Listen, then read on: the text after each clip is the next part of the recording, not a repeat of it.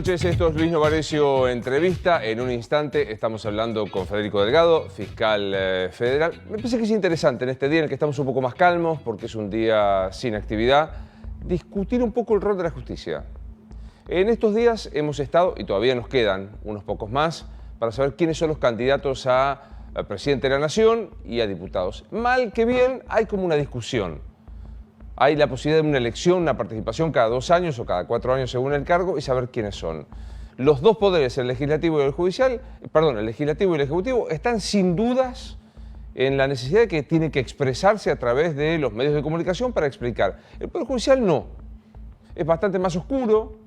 Uno, en el caso de Delgado u otros jueces, lo conocen, pero la enorme mayoría no se sabe quiénes son. Cómo piensan, cómo fundamentan lo que explican. Y yo estoy convencido que en la República una de las mayores deudas que hay es la discusión sobre el Poder Judicial y qué se pretende, no solo a la hora de dotarlos de medios para que puedan funcionar físicamente, sino saber cuál es el criterio de los jueces. Así que, entre otras cosas, y la coyuntura, hablamos con Federico Delgado. Doctor, ¿qué haces? Placer verte. ¿Todo bien? Muy bien. Bueno, me alegro. Permiso. Por favor. Bueno, ¿arrancamos? Arrancamos. Creo que la última vez yo te dije que yo tengo la impresión de que el Poder Judicial tiene resabios monárquicos en la Argentina. Sí. Es un poco. Muchos. Y tiene una, con lo que decís vos de mostrarnos, de dar la cara, hay un déficit ahí, que también es una zona de confort, que es medio loco, esto que en el siglo de las comunicaciones recién el Poder Judicial tenga, o el sistema judicial, el Ministerio Público en general, tengan pequeñas ventanas de relación con la gente, pero que todavía resistimos mucho una necesidad que es un aliento democratizante, ¿no? Que permita que circule el olor de la democracia por los pasillos de los tribunales. Me parece que es una gran cuenta pendiente y que lo primero que habría que hacer, me parece a mí, es profesionalizar la relación con ustedes, con los medios de comunicación. Claro. Terminar con el off the record. Me parece que el off the record no le hace bien ni a los periodistas, ni a la verdad, ni a los editores, ni a los judiciales, porque se mezclan las relaciones personales, los odios, las pasiones. La información, en vez de es un producto público, la información judicial, claro, queda parcializada, entonces pues cada cual toma lo que le conviene. Parece que uno de los caminos más grandes que más rápido nos va a llevar a reconciliarnos con la sociedad, con la gente en general, entre otras cosas, es permitir que la democracia a través de la luz pública ingrese de verdad a los tribunales. Yo creo que habría que poner la verdad, un tipo que a las 9 de la mañana, a las 2 de la tarde, y las horas que sean necesarias, se pare en una oficina judicial, atiende universalmente a 50 periodistas, 60, lo que sea, que cuente lo que puede contar, y que después la relación sea directamente en on o a través de su oficina. Muy interesante. Pero me parece que es tiempo de hacerlo porque yo creo que muchas de las cosas que pasan o las representaciones que tenemos de la justicia, no estoy defendiendo a nadie, vos sabés bien que no defiendo a nadie, soy muy crítico del sistema que integro, pero me parece que hay muchas cosas que se podrán mejorar sincerando la relación con los medios de comunicación, que aparte es una relación que está instalada, es un matrimonio que no se puede divorciar porque estamos en una mutación de nuestra vida donde los medios de comunicación nos cambiaron a todos. Aparte digo, cuando estudiamos nosotros dos en la escuela secundaria, decíamos que uno de los principios de la República era la periodicidad en su función, la publicidad. Hoy la publicidad está intermediada por nosotros, o sea, no hay vuelta, o sea, una sentencia pública, o sea, un edicto. No hay modo. No, es nada, ¿no? La mediación entre la sociedad y las instituciones es a través de los mass media o de los distintos medios de dispositivos que hay de comunicación. Yo estoy leyendo bastante, con mucho interés, hay un paradigma que se llama renta universal, que son unos catalanes que están tratando de pensar cómo hacer para que no haya tantos pobres en el mundo sin afectar el derecho de propiedad. Digamos, es una especie de socialismo republicano bastante interesante, pero justamente están todo el tiempo trabajando los vasos comunicantes que tiene que haber entre las instituciones y la gente, las instituciones y los ciudadanos. ¿Por qué? Porque es como una savia, digamos. Uno se alimenta del otro.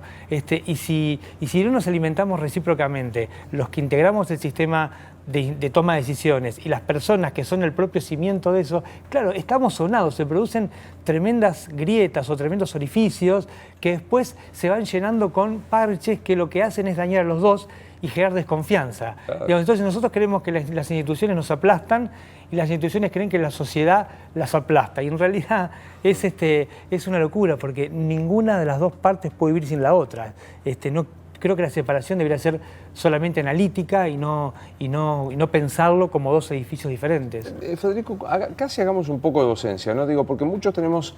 ¿Cuánto dura un juicio? Primero hay que aclarar que tenemos distintas naturalezas que son un juicio oral, un juicio civil, un juicio laboral, un juicio penal, pero digo, los códigos establecen plazos. Sí, claro. Absolutos, que son, te explican en la facultad, son plazos ordenatorios, por lo cual el juez puede hacer lo que quiera. Pero, ¿cuánto debería un juicio normalmente durar? Y si uno se atiende a la lógica del Código de Procedimientos, te dice que, por ejemplo, creo que son 6 meses después de la declaración indagatoria tiene que terminar la instrucción, digamos. El tema acá es cultural, Luis. Me encanta que haya propuestas que están circulando todo el tiempo de cambiar las leyes de enjuiciamiento, hay propuestas maravillosas de cambiar la Constitución, de mejorar las instituciones, hay terribles debates sobre todo eso, pero seguimos sin discutir lo que yo llamo el homo judicial, es decir, la persona que tiene que operar con las normas. Y las personas esas son la propia burocracia, pero también los abogados. Digamos, es toda una gran comunidad que tiene que aprender de alguna manera a relacionarse de otro modo con las leyes. Las leyes generalmente son caminos que prohíben y trazan senderos para hacer cosas. La Argentina es el único lugar donde la ley es un mecanismo que no se puede hacer nada. Si quiero abrir un kiosco, bueno, no se puede porque falta la regulación. Bueno, quiero hacer un juicio rápido, bueno, no se puede porque hasta que no contesta la demanda viene la nulidad. Bueno, quiero hacer un juicio por corrupción rápido, no se puede porque entonces el imputado que tiene derechos, que esto, que el otro. Es el único país del mundo, o uno de los pocos, donde las leyes, que son mecanismos para que podamos hacer las cosas de una manera regular, previsible, claro, e igualitaria, ordenada, ¿no? Se transforman en ramas que no te dejan pasar caminando, que vas tropezando por tu camino. Entonces, eso es un tema cultural. Eso hay que discutir cómo se enseña la abogacía, hay que discutir cómo se ejerce la abogacía y hay que discutir hacia dentro de los tribunales cómo hacemos para que nosotros, los judiciales, por empezar, nos humanicemos. Digamos, empecemos a ponerle emociones al trabajo. Que digamos, si no, es imposible. Si uno piensa que tiene papeles, si vos ahora estás pensando en un reportaje de un tipo que no puede salir nunca bien, digamos. No, si uno si no se conecta con el trabajo, y en vez de que hay que trabajar en esas partes, en las emociones, hay que hacer un laburo que yo creo que no hace falta demasiada consultoría, ni muchos proyectos, sino me parece que hay que mirar desde otro lugar, porque desde que yo entré a tribunales venimos cambiando leyes que van a solucionar nuestra vida, yo diría 2 o 3 o 4 por año, esas estructurales. Y sin embargo la cosa no termina de cambiar. Viste que los consejos, yo soy sartreano en esto, que uno en realidad busca un consejo cuando tiene una decisión tomada y va y le pide al que piensa parecido. Sí, yo quiero ser fiscal, voy y hablo con Federico Delgado, es que vivo. Pero digo, ¿recomendarías estudiar Derecho a un pibe que está en la duda? ¿Te parece que es una carrera que todavía sigue teniendo una posibilidad de satisfacer algo más interesante que una mera rentabilidad? Sí, y también lo voy a contestar con Sartre. Somos responsables también de lo que no elegimos. Por eso les diría, vayan a estudiar abogacía. Me parece que sí. Hay lugares todavía en Argentina donde estudiar abogacía es una aventura maravillosa. Hay muchos chicos que tienen una frescura y tienen inquietudes que son impresionantes. Yo el otro día fuimos con un amigo de una charla en la Universidad del Conurbano y había una chica trans que dio una clase sobre globalización, interdependencia mundial y cómo eso impactaba en las posibilidades de tener en la Argentina un sistema institucional razonablemente serio que nos dejó de boca abiertos. Digamos, hay gente todavía que lo que pasa es que hay que crear las condiciones para que esa gente llegue. Es responsabilidad más nuestra, digo, de los que estamos dentro del Estado y también de los ciudadanos, pero hay que hacer que esa gente llegue. Hay chicos que tienen, vos ves a veces trabajos de exámenes, monografías, que tienen ideas pero muy atractivas. El tema es que después, cuando quieren ponerse un movimiento en la vida pública, en la esfera pública, ahí empiezan los problemas. Cuando empezamos a ver qué condiciones hay que cumplir para ingresar al Estado, qué condiciones hay que cumplir para ser un abogado exitoso, qué condiciones hay que cumplir para ser un periodista exitoso. Ahí es cuando empiezan los problemas. Hay que ser muy duro a veces emocionalmente, hay que tener muy claro lo que uno quiere hacer, si no, van quedando en el camino. Claro, pues los otros días alguien que me preguntaba, me dice, ¿pero conviene ser abogado? ¿Se gana guita? Yo dije, bueno, qué sé yo, digo. Eso, claro, ese es un problema. Digamos. Si empezamos con esa, es un problema, ¿no? Claro, y sí, pero la verdad que es un problema. Yo creo que tiene que ser una vocación. El trabajo del abogado debería ser pensar cómo diseñar la arquitectura en la sociedad y tratar de pensar mecanismos para ver cómo la gente vive mejor. Digamos, crear reglas, mirar cuál funciona, cuál no funciona, mirar las costumbres, los hábitos. El trabajo es apasionante, porque es maravilloso. El tema es que hay que crear condiciones para que eso se pueda hacer de verdad. Y que también es una responsabilidad de todos nosotros como ciudadanos, ¿no? Porque si el sistema funciona mal, no deja de expresarnos. Claro. Hay responsabilidades diferentes, ahora, claramente. Defiende un poco el derecho, ¿no? Pongámonos marxistas ahora. ¿Es una mera técnica de regulación social el derecho? No lo creo. Me parece que es algo bastante más. Es verdad que desde una perspectiva marxista podemos pensar que el derecho siempre va a expresar algunas relaciones de poder, pero también va a marcar los caminos para cambiarla. ¿Para qué sirve el derecho? ¿Es un ordenatorio, digamos, pongámonos también naif, sí. ¿Es un ordenatorio para que digas mi derecho termina donde empieza el otro y para que no haya invasión y que se garantice la esencia de la libertad? ¿O es una invasión de la libertad para imponer un concepto de poder? Yo creo que en un esquema republicano, donde la idea es fundar la libertad y que podamos ser libres sin ningún señorío de un tercero, no una libertad que te empieza donde termina la tuya, no, eso no. La libertad como no dominación. Yo creo que el derecho es el lenguaje de la República. Primero porque nos va a dotar a nosotros de algunas protecciones desde que nacemos. Chance de ser libres, chance de trabajar, chance de pensar lo que querramos, chance de hablar con quien querramos, los derechos civiles y políticos, ¿verdad? Y además me parece que el derecho es lo único que va a permitir construir algunos mojones que cuando se nos viene alguna ola grande no nos arrastre y podamos repelerla y que el agua pase. Ese es el trabajo de las instituciones, crear instituciones. Me parece que solo eso... La modernidad nos enseñó que eso se puede hacer con el derecho. Si no, se puede hacer con poder físico o con poder económico. El derecho, aún con todos sus problemas, no deja de ser un mecanismo de una igualdad relativa. El tema es que después hay que trabajar para que esos mecanismos de igualdad, los humanos no los torzamos, no los usemos mal, no los usemos en provecho propio, pero tiene que ver también con una cuestión muy nuestra, ¿no? Con la relación que establezcamos con esas reglas. Pero yo sigo pensando que el derecho tiene un componente libertario muy, pero muy amplio, siempre que pensemos en esquemas republicanos, porque la dictadura tenía un derecho, era el derecho del régimen, pero era un derecho que nos mataba. Ahora digo, vos mismo has dicho, en la cárcel está lleno de gente preso y demás, hay una ley clase A para los más ricos y una ley clase J para el que menos tiene. Hay una aplicación de la ley que tiene una perspectiva de clase, digamos, que es muy cruel con los más vulnerables y es muy benévola con los que más poder tienen económico, político, simbólico. Me gusta la expresión, te la voy a robar. Hay una aplicación de la ley que tiene perspectiva de clase, claramente. Me parece que ese es el problema. Y es un modo cultural. Es un modo cultural. Digamos, y muchas de esas perspectivas de clase las estamos viendo por la discusión que se desató hace un par de años con las presiones preventivas de los exfuncionarios kirchneristas. Si eso no hubiese pasado, no hubiésemos discutido estas cosas. O sea, las discutías vos por una cuestión de formación, las discutía yo porque lo veía todos los días, pero el gran público no se enteraba de eso. No se enteraba que la prisión preventiva en nuestro país puede funcionar como pena anticipada, lo cual es una locura, porque somos seres humanos, digamos. Explícame por qué, porque digo, viste que después entra la discusión. Y bueno, si el tipo está sospechado, que vaya preso, que vaya preso. Es terrible, es un tiro en los pies eso. Claro, es escupir es un tiro arriba, en los pies, es escupir para arriba. Nacemos con algo maravilloso. Cualquier bebé nace dotado de derechos y nace de un estado jurídico de inocencia. Es inocente. Para que eso se destruya, que es algo muy grave, porque la chance de tu vida pasa por tu inocencia. Trabajar, emparejarte, tener amigos, fundar empresas, ser un profesional exitoso, tenés que ser inocente. Y eso tiene que ser algo muy, muy difícil de romper. ¿Cómo se rompe? Bueno, se rompe por una sentencia. Y una sentencia supone un juicio justo que tiene que empezar y terminar.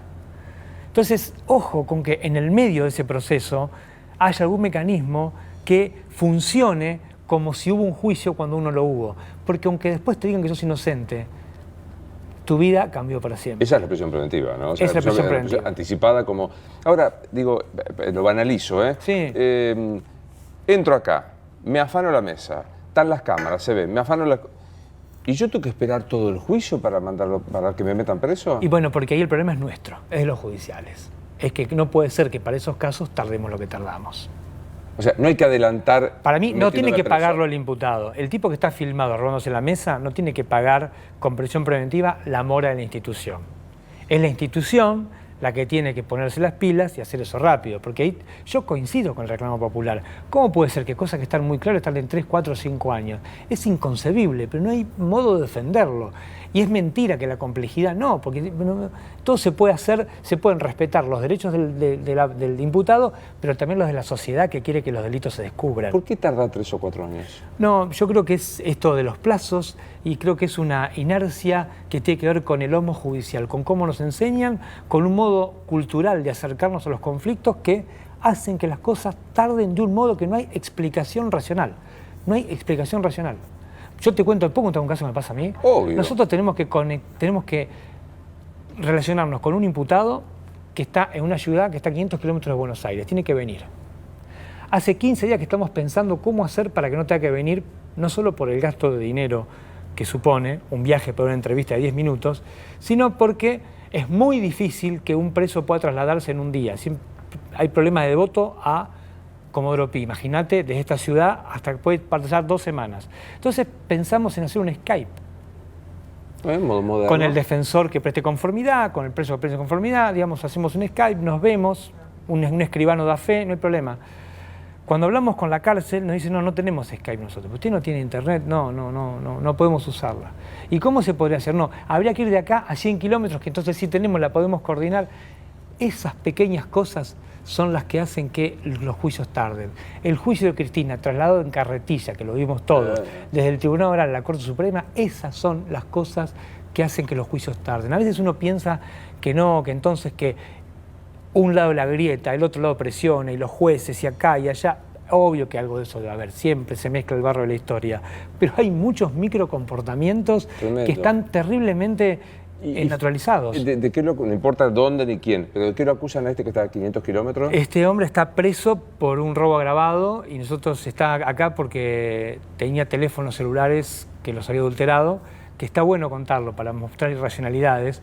Tener un teléfono celular robado y haberlo alterado tiene la misma pena que el enriquecimiento ilícito. Digo, porque entonces ahí empiezas a ver por qué las cosas no funcionan. Otra vez cuando yo fui, que vos presentaste el código, el proyecto Borinsky, recoge esas cosas, esas irracionalidades. No puede ser que muchos periodistas me preguntaban, ¿cómo puede ser que López solo 6 años? Entonces, primero que claramente hay escalas penales que tienen esta perspectiva de clase que también la aplicación de la ley las tiene.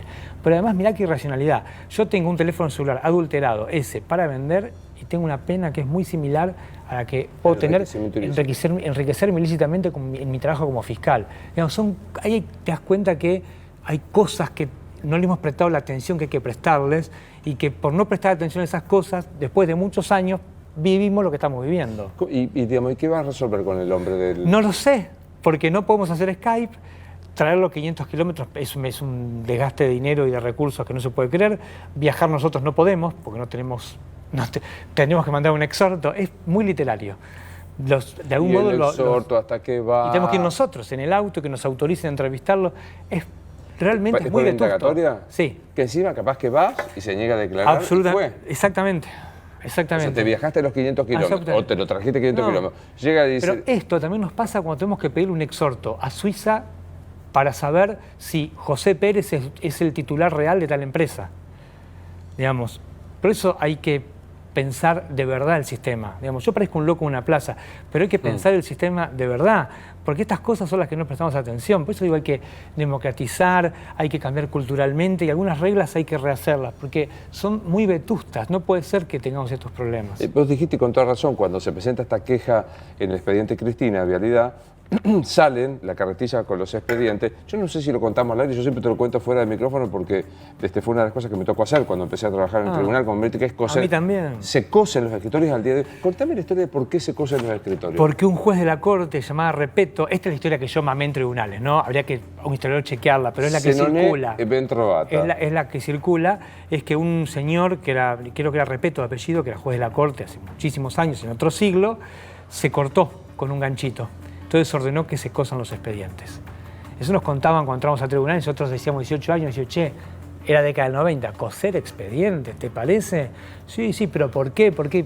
Tipo un chiquito, ¿por qué? ¿Por qué? ¿Por qué? Hasta que venía el más viejo del juzgado y decía, bueno, muchachos, la verdad, tienen razón, hay que hacerlo, y esto empezó y venía toda la historia. Pero digo, ¿y no están digitalizados los expedientes?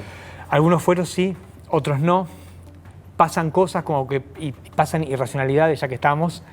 El Poder Judicial tiene un sistema de notificación electrónica y que vos podés ver tu expediente, y el Ministerio Público otro.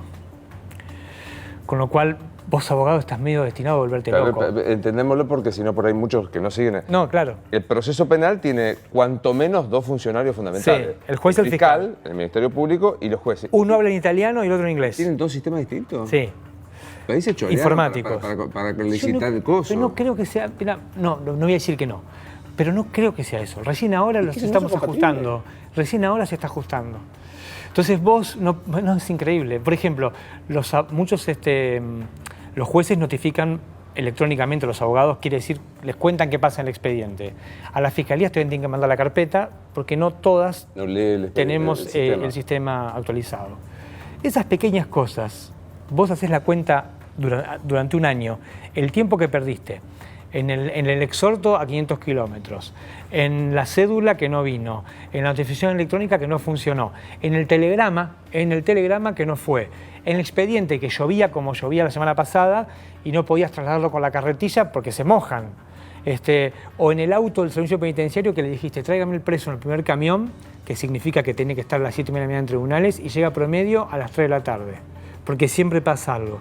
Digamos, si a todo eso le sumás las taras que tenemos nosotros, los judiciales, olvidate. Es imposible que funcione. Imagínate si salía 6 meses de haber sido indagado. Pero eso me parece que es cuestión de ocuparse. Digamos, tampoco no quiero ser pesimista, porque eso es cuestión de ocuparse. Sentarse en una mesa, 5 tipos y decir, che, bueno, ¿cómo hacemos? Para agregar una anécdota más y antes de hablar de temas así más decandentes, me decía el un juez penal que hubo una jueza que se dio cuenta que ninguno de los patrulleros que traslada, ni autos que traslada a los presos, tenía la BTV hecha. Ah, claro. Entonces le mandó pero todos al mismo tiempo. O sea, obviamente no hubo traslado. Ese día no hubo traslado de preso. Ese día y el día siguiente. Digamos, esto pasa. Sí, absolutamente. Absolutamente, porque además los judiciales tenemos un problema, me parece que nos cuesta mucho a veces conectarnos con la realidad, con lo que pasa. No es un problema menor, quiero decirte. No, para nada. No lo estoy minimizando. Nos conectamos con el expediente, con los papeles, con los libros, en un clima muy especial que se genera dentro de los tribunales. Yo en mi libro lo describí, cómo caminan los jueces por instancia, son diferentes a los camaristas y a los de la corte, es todo diferente. Hay como una especie de lenguaje corporal que encorseta a los sujetos y nos vuelve, yo lo llamo el síndrome del termo, vivimos como en un termo. Entonces después pasa, el juez se aviva y seguramente con mucha buena fe dice, che, no puede ser, hay que hacer la verificación, pero claro, en el arranque de buena fe mandó a todos. Y esa acción muy noble tiene una consecuencia no querida ni reconocida, que es parar 2 días el sistema judicial. Sí, pasa eso. Y eso pasa a veces porque nos falta a veces conexión con la realidad. Nos falta conexión con la realidad porque es lo que empezamos. Contame, Federico, ¿cómo vivís esta discusión del mal llamado garantismo, el abolicionismo contra la mano dura? A ver, digámoslo, ¿qué que pendulamos? Bloomberg, sí, aumentemos las penas, que con esto solucionamos, a la otra que es el delincuente es tal porque la sociedad es corresponsable de todo esto. Sí, a mí me parece que es una discusión que no se me ocurre cómo calificarla así, pero es una discusión que no debería darse en esos términos. Gracias al pedo, ¿no? Básicamente. Claro. Me parece que no tiene mucho color la discusión. Primero porque las garantías no las elegimos nosotros, nos las da la Constitución, gracias a Dios. ¿No? Y me parece que el castigo tiene que existir, porque si no, una sociedad, ¿cómo definimos qué está bien y qué está mal? Hay que castigar al malo y premiar al bueno. Si no, no hay convivencia posible. Eso me parece que estamos todos también de acuerdo. Para castigarnos tiene que haber un camino, para que no nos castiguen de un cachetazo, que todos nos hagan un juicio. Para eso están las garantías. Ahora, después, lo que es otro problema es qué hacemos con las sociedades que fabrican miseria, fabrican violencia y solo la resuelven con prisión. Y ahí nace esta discusión del garantismo, de la mano dura, que parece que no tiene mucho que ver. Garantías, por suerte, hay y para todos. Se aplican mejor o peor, pero existen. Juicios tiene que haber siempre, castigo también. Me parece que hay que prestar mucha atención a cómo fabricamos violencia, pobreza y miseria, porque eso es una fuente, no puede ser otra cosa que fuente de conflictos. Pero los filósofos clásicos llamaban fuente de discordia. El otro día leía, no me acuerdo que era Anthony Domenech, uno de esos que decía que justamente la sociedad, era Marx, citaba a Marx, perdón, que decía que la sociedad, era un debate, perdón, el tipo comparaba cartas de Marx y Hegel y decía que el nacimiento del populacho, lo que serían los desclasados o el proletariado, es una responsabilidad ineludible de la sociedad. Que la sociedad cuando reconoce eso, lo peor que puede hacer es sancionarla solamente con prisión, porque es responder siempre con más violencia.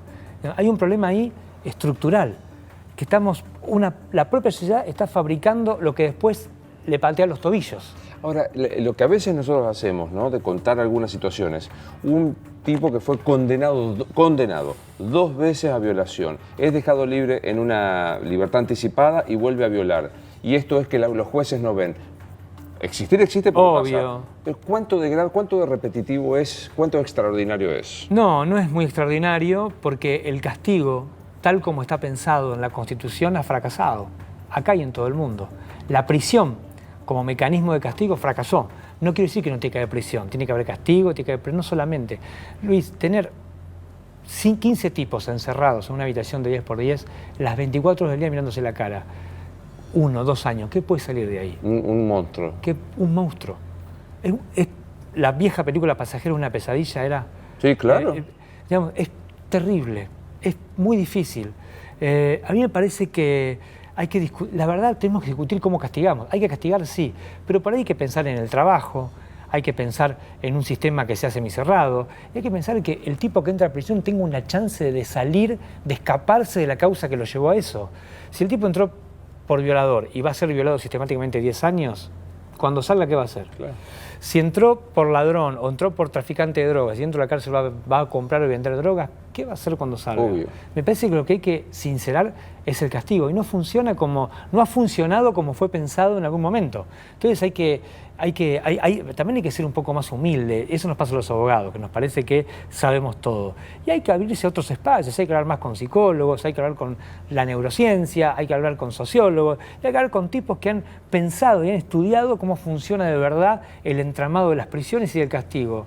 ¿Qué tengo que hacer? Pregunta también, medio facha pregunta, pero bueno. ¿Qué tengo que hacer yo en la Argentina para quedarme adentro toda mi vida? ¿Qué delito debo cometer para que sea perpetuo?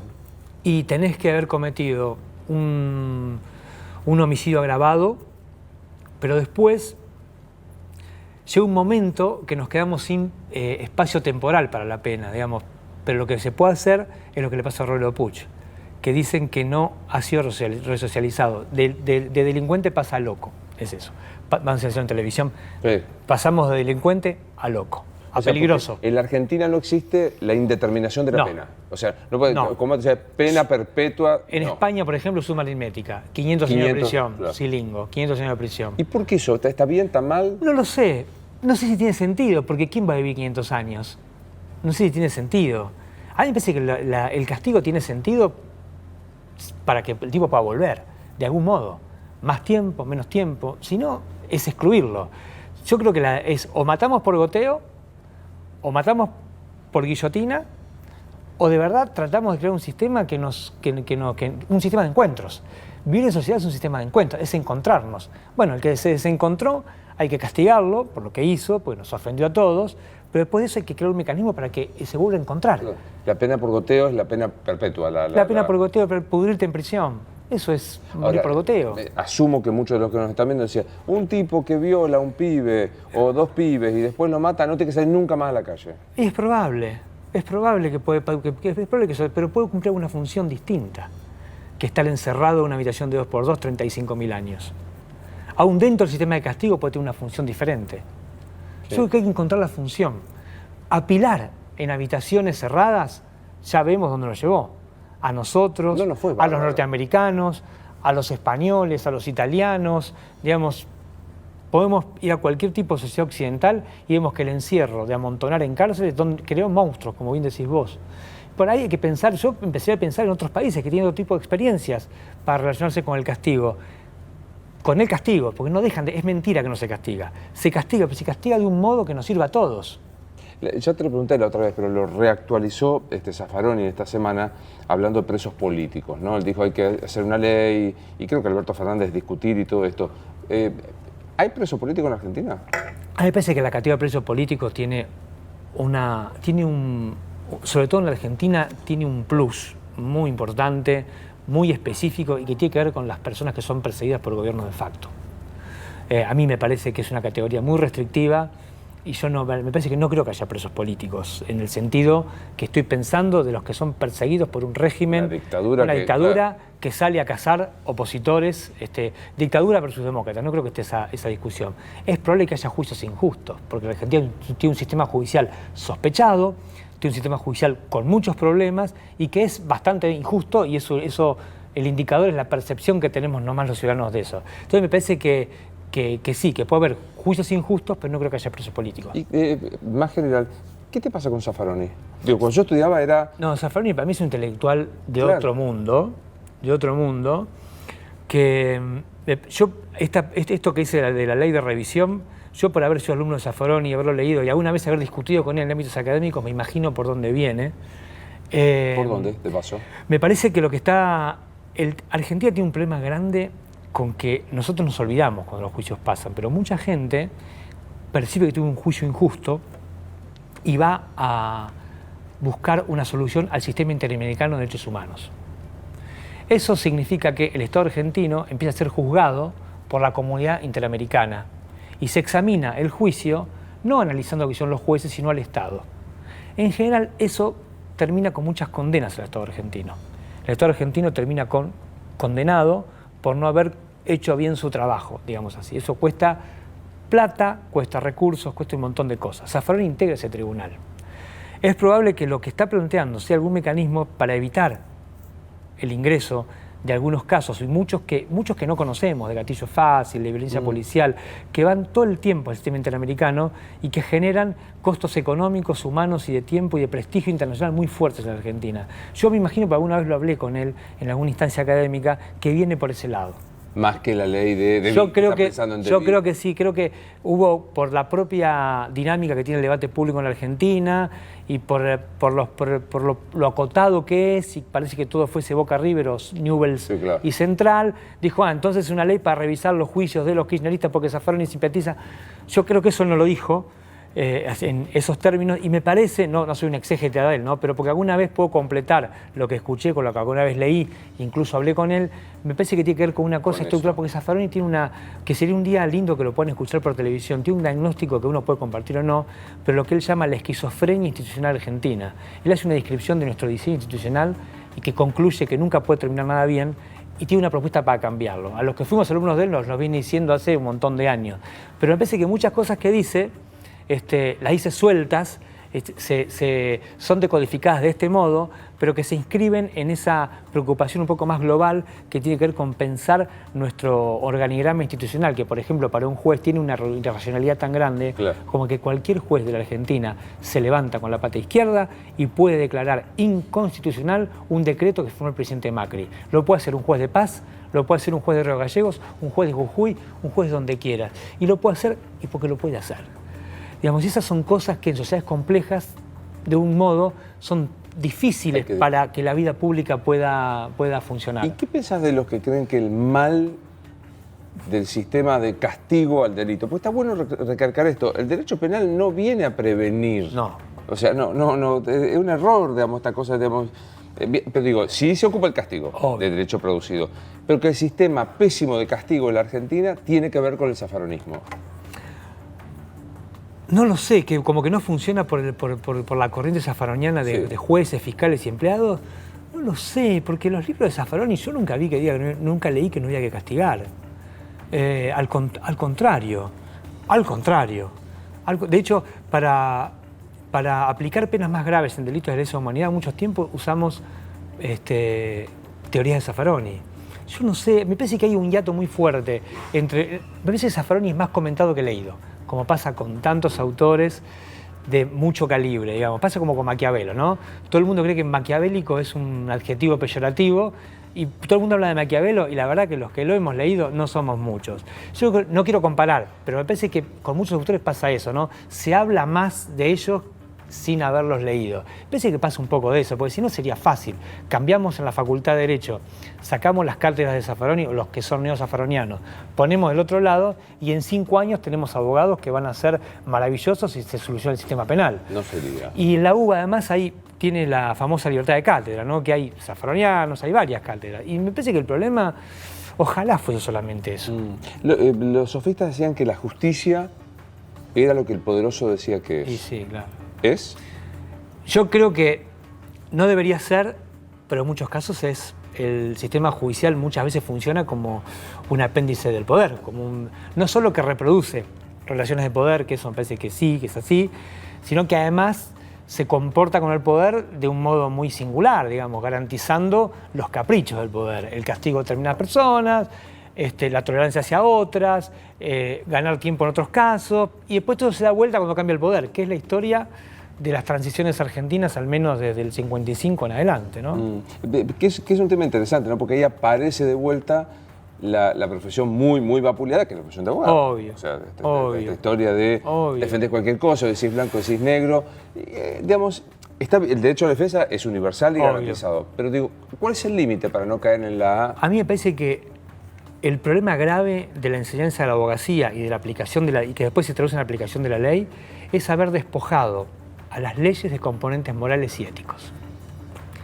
Las leyes son mecanismos para proteger personas, para proteger libertades y garantizar determinados modos de vida. Tiene un componente moral y ético que tiene que ver con las costumbres de esa sociedad en ese momento. Pero me parece que en Argentina le hemos sacado esos componentes y se transforman en llaves, en pinzas, en martillos, en destornilladores. Y después hay buenos plomeros y malos plomeros. Vos podés llamar a un plomero que decís, la pérdida de agua te dice, es acá, rompe un poquito y la arregla. Viene otro que es un poco más pícaro y dice, toca romper todo para ver dónde está la pérdida. Y vos tenés que hacer la cocina de nuevo. Ves que eso pasa un poco con el ejercicio de la abogacía también, y eso tiene que ver con unas fallas estructurales que tienen los programas de estudio de todas las facultades públicas y privadas, que se concentran por ahí demasiado en el componente del aprendizaje del funcionamiento de la ley y la han despojado de todo ese componente ético y moral que tenía la vieja enciclopedia de otro momento de la historia. Es muy interesante, o sea, no solo el problema es pasar por la facultad y no tener práctica forense, sino... humanizarlo. Claro. Digamos, los abogados trabajan con conflictos humanos. Vos tenés un estudio, viene un tipo que me echaron del trabajo. ¿Y por qué te echaron? Me echaron porque soy comunista. No se puede. Bueno, vos, además de tener la relación laboral que estudiar, vos tenés un componente humano, tenés una persona, puede tener hijos, hermanos, mujer, lo que fuere. Y el tipo tiene un... Entonces, pero si cuando vos te olvidás y solo analizás ese despido en términos de si fue con causa o sin causa, y te olvidás de que todo lo que lo rodea, ahí empieza a transitar un camino donde la ley pasa a ser un martillo o una tenaza o una pinza. Y ahí parece que estamos en problema. Y además aleja a las personas de la ley, al ciudadano. Porque el ciudadano empieza a desconfiar de la ley, cree que la ley es una especie de enemigo que cuando se te viene encima te cobra impuestos, te lleva el auto con la grúa, te hace una vuelta por semáforo en rojo. Entonces se crea una relación media esquizofrénica donde nosotros pisoteamos el único mecanismo que nos puede salvar si un día se nos viene la noche. El único. Instinto de supervivencia. El único. Yo siempre digo, es instinto de supervivencia puro. Si no los convence el principio ético-moral, convénzanse porque en algún momento pega la vuelta. Obvio, obvio. ¿A qué luce? Yo pensaba, digo, vos te ha tocado estar en juicios con tipos poderosos, en serio. Sí. De imputados, quiero decir, funcionarios, empresarios. ¿A qué luce el momento en el que el tipo se sienta, hay que leerle la imputación y ver si acepta el indagatorio o no? Yo creo es muy difícil establecer, me parece, un criterio. Yo he visto de todo.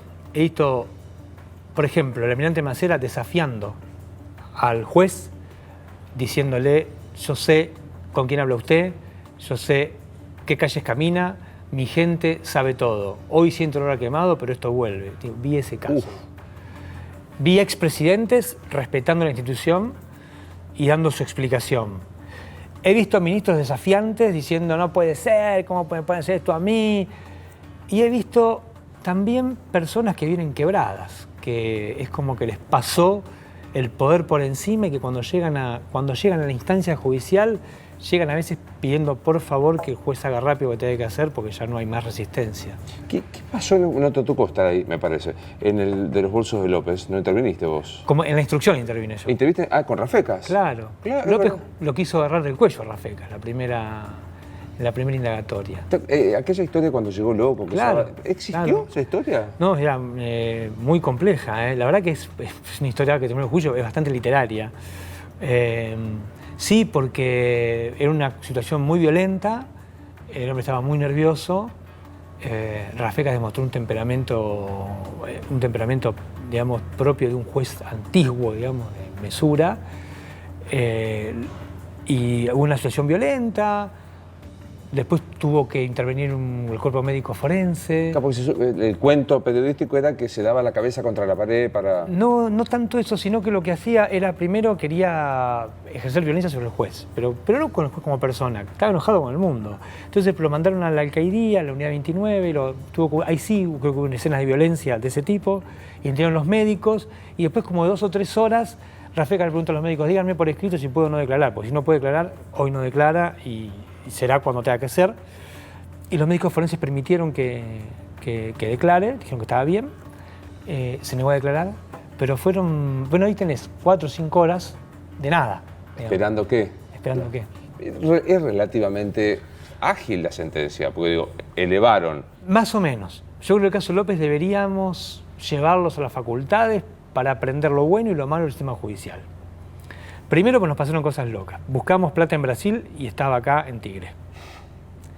Segundo, cuando la policía fue y nos chocamos con la plata, ¿no? Hay que hacer la autocrítica. Nos chocamos con la plata porque el vecino Jesús escuchó que sus gallinas estaban cacareando y pensó que era un ladrón.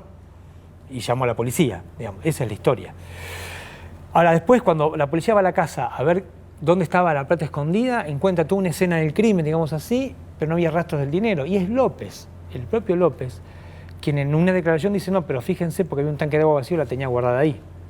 O sea que no solo nos llegamos con la plata, sino que López nos guió hasta el lugar donde estaba.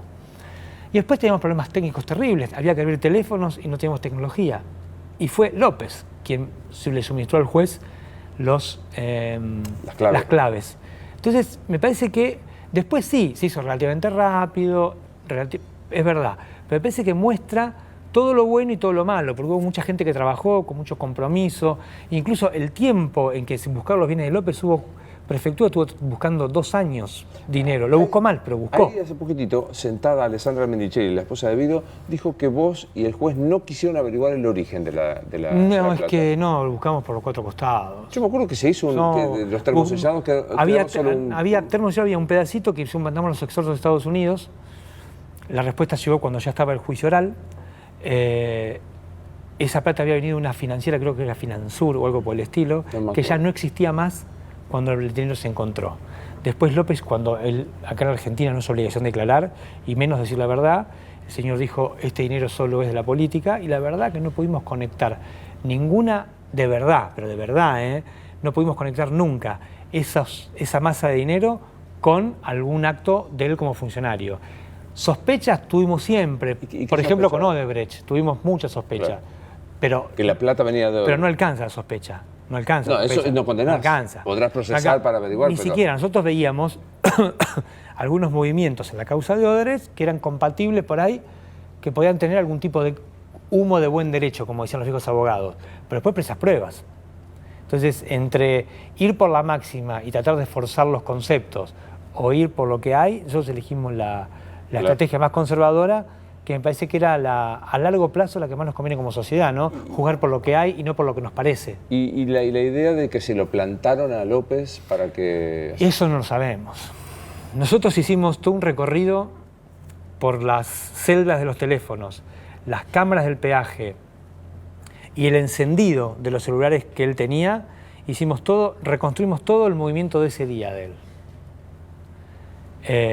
Y no vimos nunca ni alguna comunicación extraña, y por las cámaras de los peajes no pasó nadie atrás, no ingresó a la casa ninguna persona extraña.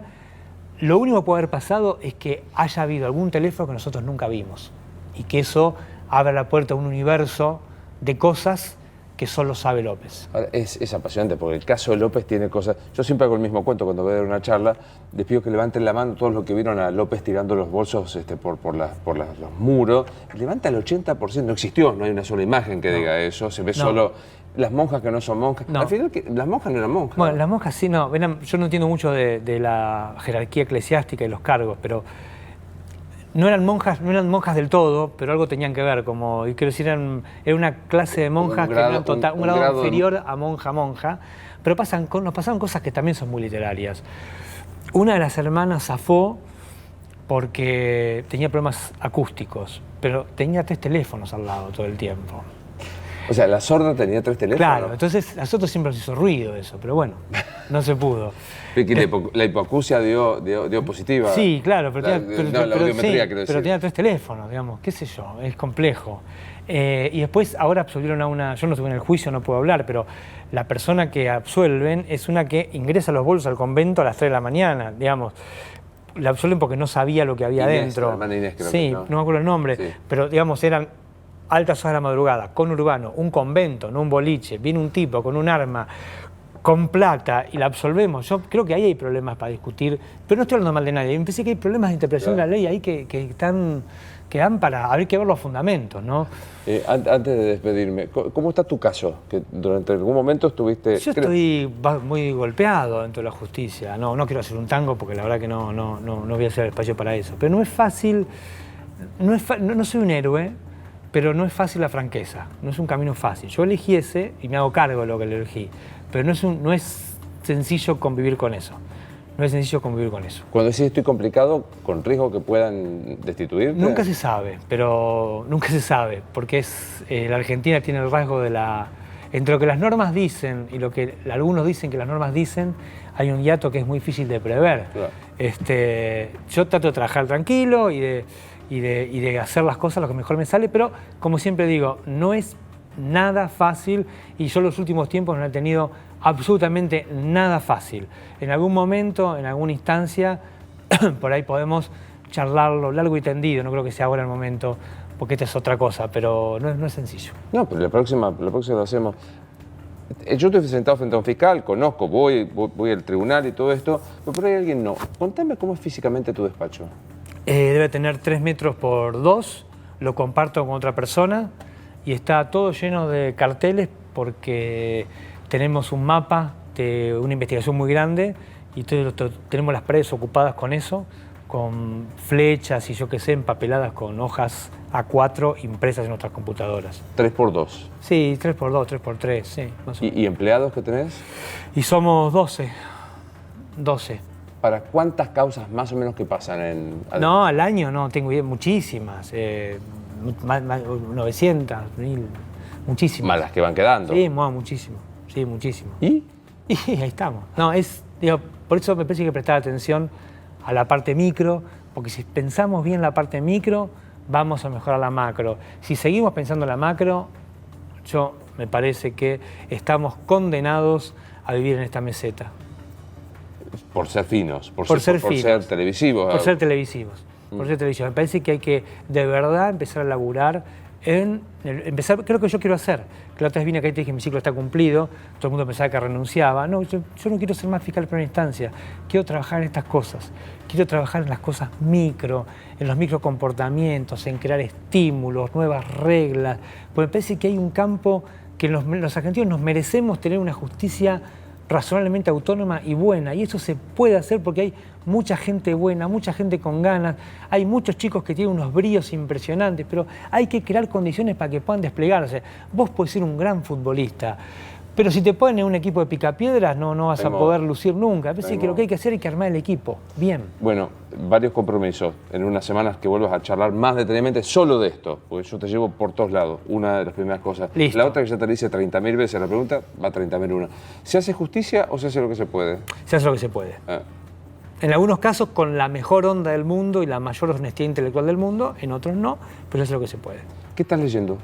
Estoy leyendo Renta Universal, que es un mecanismo, recomiendo, visiten la página Sin Permiso, que es una página catalana, que es un grupo de personas que tratan de a ver cómo hacemos para que no haya tanta miseria en el mundo sin ir a un neoliberalismo extremo ni sin volver al estalinismo. ¿Cómo hacemos para que en un marco republicano podamos vivir todos juntos relativamente en paz, poder pensar un plan de vida y tratar de ser libres y felices, que para eso vinimos? Sin permiso es la página. Sinpermiso.com. Sinpermiso.com. Yo tengo que el libro físico me acompaña.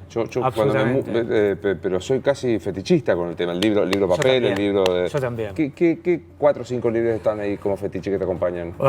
En este momento de mi vida, estoy con Anthony Domenech, muy fuerte, que tiene que ver con esta corriente, con David Casas, que también tiene que ver con esta corriente, y estoy releyendo un libro viejo de Al Weil sobre el Estado en la clave de Hegel, porque me parece que hay que pensar la estatalidad y para eso hay que ir a los padres del Estado, y Hegel fue un padre del Estado. Un poquito de ficción.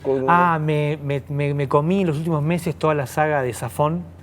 Desde la sombra del viento. Sí, que es impresionante, y la recomiendo porque es una explicación magnífica de la Guerra Civil Española, situada en Barcelona, que empieza en principio del siglo XX, obviamente, y termina en los años 90 con las Olimpiadas. Es maravilloso, y al que no se le pianta un lagrimón o se le hace un nudo en las tripas después de leer eso, creo que tiene que volver de vuelta a alguna especie de reencuentro emocional, porque terapia, es tremendo. Yo me los devoré. Son 5 libros. El primero, nada más, de esa biblioteca maravillosa y demás. El cementerio de los libros olvidados. Exactamente. Maravilloso. ¿Quién no quisiera estar ahí? Así que estamos con Carlos Ruiz Zafón. Sí. Por este lado. Sí. Bueno, un placer verte, de verdad, como siempre. De verdad, un placer venir. Gracias. Esto es Luis Novares Entrevista. Hasta la próxima.